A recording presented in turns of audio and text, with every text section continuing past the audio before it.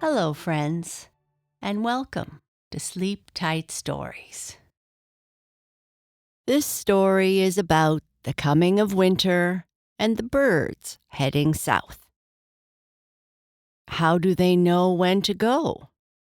And how do they know where to go? The younger birds ask these questions to the older, wiser birds before they leave. The travelers go south.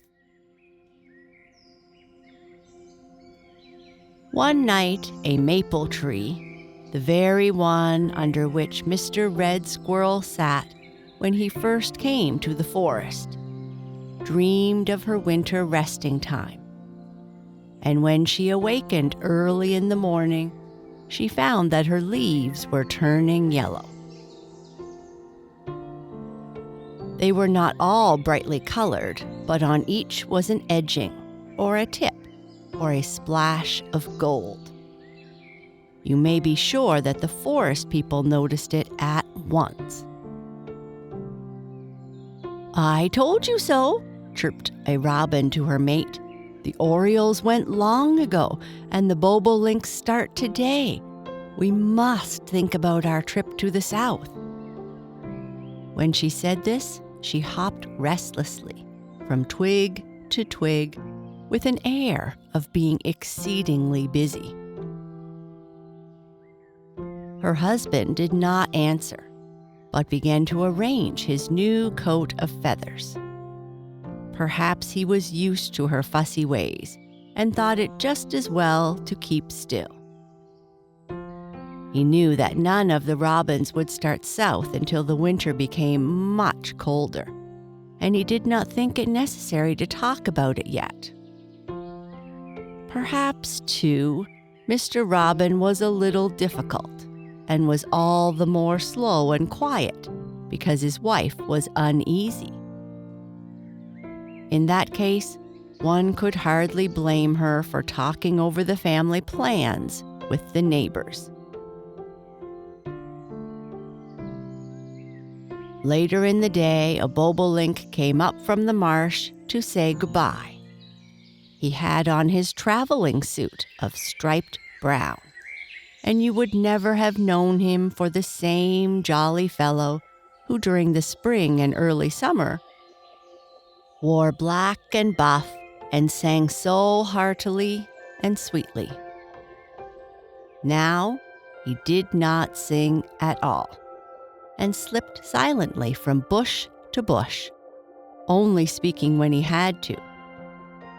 He was a good fellow, and everyone felt sad to have him go.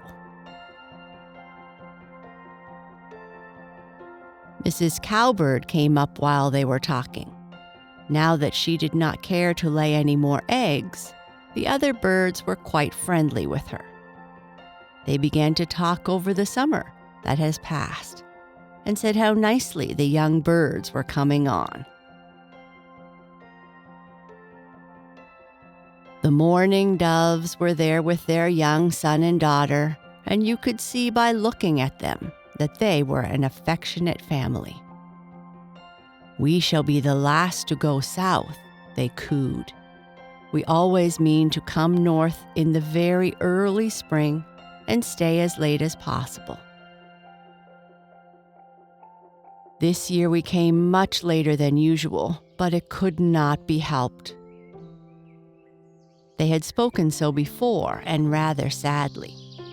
It was said that they could tell a sorrowful story if they would, but they did not wish to sadden others by it, and bore their troubles together bravely and lovingly.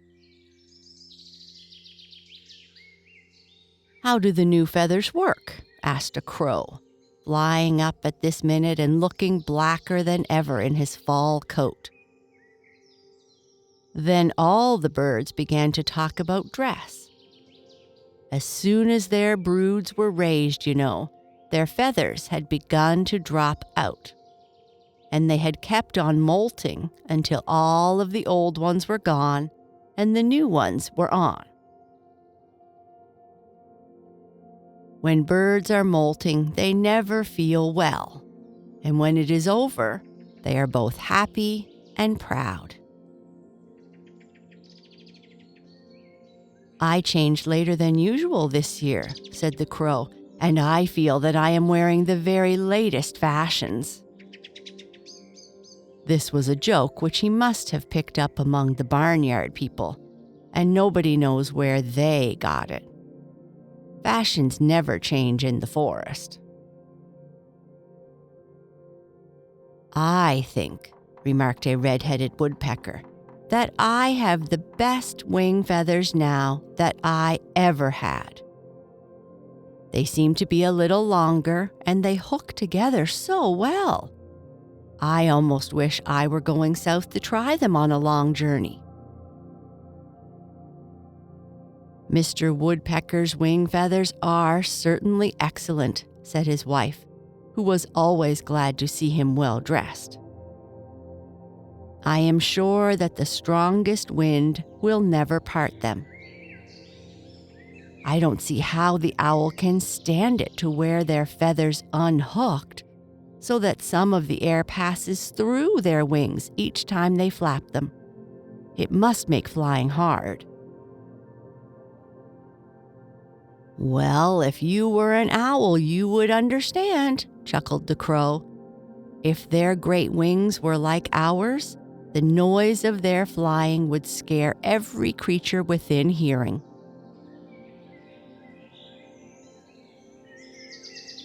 And so they chatted on, while from the meadow came the sound of the happy insects piping in the sunshine.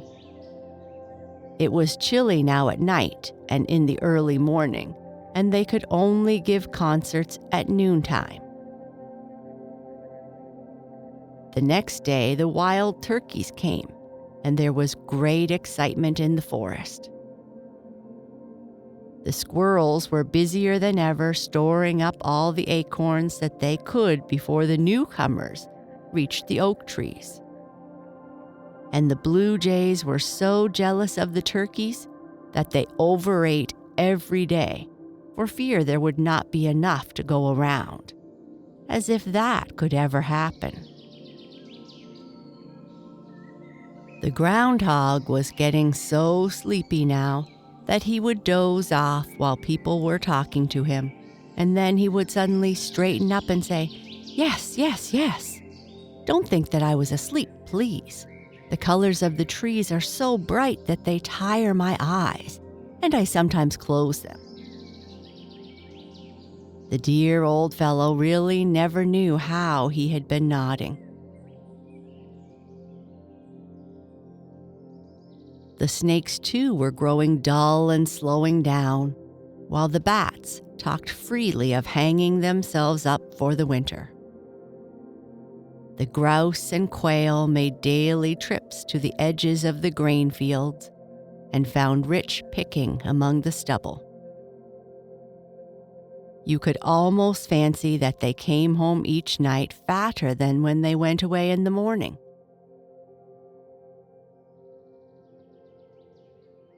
Life went on in this way for many days, and the birds had all stopped singing. There were no more happy concerts at sunrise, and no more carols in the evening. Only chirpings and twitterings as the feathered people hopped restlessly from one perch to another. All could see that they were busily thinking and had no time for music. The truth was that each bird who was not to spend the winter in the forest felt as though something were drawing them southward. It was something they could not see or hear, and yet it was drawing all day and all night. They spoke of it often to each other, and the older birds told the young ones how, before long, they would all start south and fly over land and water until they reached their winter home. "How do we know where to go?" asked the children. "All that you have to do," the older ones said, "is to follow us." "And how do you know?" they asked. "Why, we have been there before," they answered, "and we can see the places over which we pass." But perhaps that is not the real reason, for sometimes we fly over such great stretches of water that we can see nothing else, and it all looks alike. Then we cannot see which way to go, but still we feel that we are drawn south, and we only have to think about that and fly onward. The fathers and sons always reach there first. The mothers and daughters come a few days later. We never make a mistake. "It is wonderful, wonderful," thought a young rabbit on the grass below. "I must watch them when they go."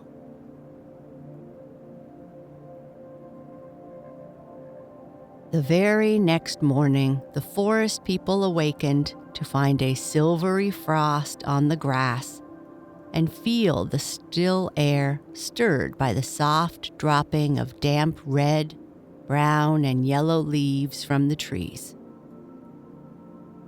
Over the river and all the lowland near it hung a heavy veil of white mist. "It is time," whispered the robins to each other. "It is time," cooed the mourning doves. "It is time," cried the cowbirds in their hoarse voices. All through the forest there was restlessness and quiet haste. The juncos had already come from the cold Northland and were resting from their long flight. The groundhogs, the rabbits, and the squirrels were out to say goodbye. The owls peeped from their hollow trees, shading their eyes from the strong light of the sun. And then the travelers went. The robins started in family parties. The mourning doves slipped quietly away. The cowbirds went in dashing crowds. And the crows, after much talking and disputing on the treetops, took a noisy farewell of the few members of the flock who were to remain behind, and joining other flocks from the north, flew off in a great company which darkened the sky and caused a shadow to pass over the stubble field, almost like that of a summer cloud. "They're gone," sighed the groundhog and his wife. "We shall miss them sadly. Well, we can dream about them, and that will be a comfort." "Jay, Jay!" shrieked a handsome crested fellow from the tree above. "What if they are gone? They will be back in the spring, and we will have plenty to eat. What is the use of feeling sad? Jay, Jay!" Not everyone felt the same as the blue jays. The songbirds had made many loving friends who missed them and longed for their return when the weather grew warm again. And that is the end of our story. Good night. Sleep tight.